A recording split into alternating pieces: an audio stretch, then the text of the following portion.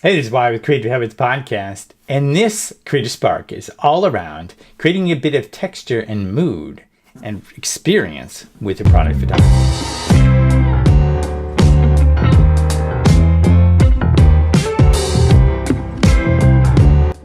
Okay, this comes from Peter McKinnon. Of course, Peter, he ends up telling about his history and how he had to basically take pictures of one product for 7 years. Got really creative with that.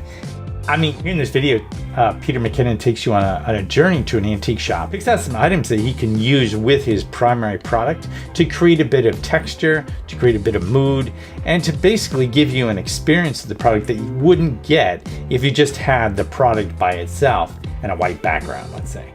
That's a lot of what Amazon requires you to do. Selling on Amazon is tough because they've got those requirements. Of course, you want to have your own website. And when you do have your own website, you have the freedom to go ahead and be more creative with your product photography.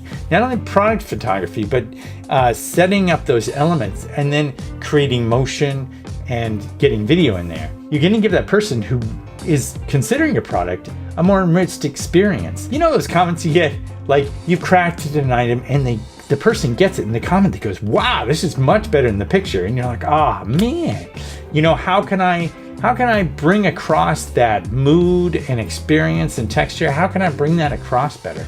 And this is exactly how you can do it.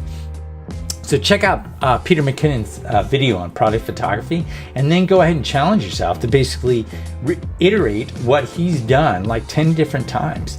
Take one product and in 10 different ways, put together some different props and create a texture and mood that you really think mirrors the product itself. And if you spend some time handcrafting something, let's say, you really want to spend some time giving someone an enriched experience of that.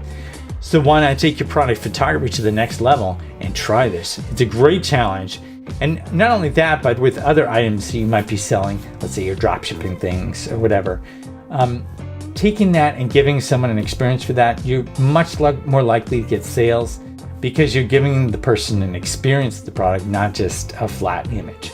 So really love this challenge and really love the results. I mean, when you watch this, you can see some of the results that he comes up with. Some of the pictures are just really cool. So the challenge is to do more what Peter McKinnon does. Go ahead and combine some different props together and see what happens.